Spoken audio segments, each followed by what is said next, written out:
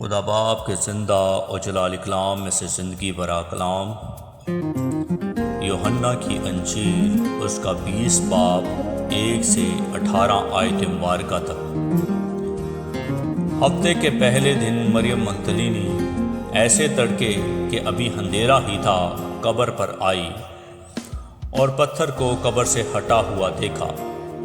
پس وہ شمعون پطرس اور اس دوسرے شاگرد کے پاس جسے یسوع عزیز رکھتا تھا دوڑی ہوئی گئی اور ان سے کہا کہ خداوند کو قبر سے نکال لے گئے اور ہمیں معلوم نہیں کہ اسے کہاں رکھ دیا۔ پس پطرس اور وہ دوسرا شاگرد نکل کر قبر کی طرف چلے اور دونوں ساتھ ساتھ دوڑے، مگر وہ دوسرا شاگرد پطرس سے آگے بڑھ کر قبر پر پہلے پہنچا۔ اس نے جھک کر نظر کی اور سوتی کپڑے پڑے ہوئے دیکھے، مگر اندر نہ گیا۔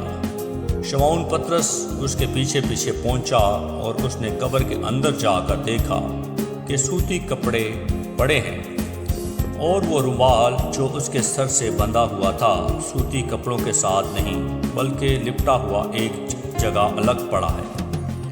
اس پر دوسرا شاگرد بھی جو پہلے قبر پر آیا تھا اندر گیا اور اس نے دیکھ کر یقین کیا، کیونکہ وہ اب تک اس نوشتے کو نہ جانتا تھا جس کے مطابق اس کا مردوں میں سے جی اٹھنا ضرور تھا۔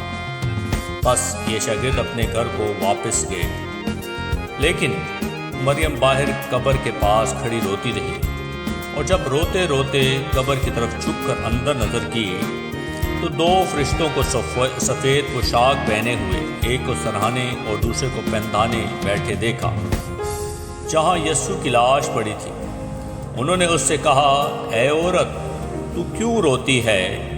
اس نے ان سے کہا، اس لیے کہ میرے خداوند کو اٹھا لے گئے ہیں اور معلوم نہیں کہ اسے کہاں رکھا ہے۔ یہ کہہ کر وہ پیچھے پھری اور یسوع کو کھڑے دیکھا اور نہ پہچانا کہ یہ یسوع ہے۔ یسوع نے اس سے کہا، اے عورت، تو کیوں روتی ہے اور کس کو ڈھونڈتی ہے؟ اس نے باغبان سمجھ کر اس سے کہا، میاں، اگر تو نے اس کو یہاں سے اٹھایا ہو تو مجھے بتا دے کہ اسے کہاں رکھا ہے تاکہ میں اسے لے جاؤں۔ یسوع نے اس سے کہا، مریم۔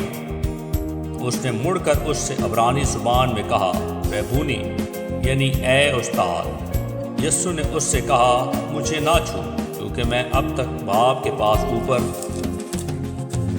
نہیں گیا، لیکن میرے بھائیوں کے پاس جا کر ان سے کہہ کہ میں اپنے باپ اور تمہارے باپ اور اپنے خدا اور تمہارے خدا کے پاس اوپر جاتا ہوں۔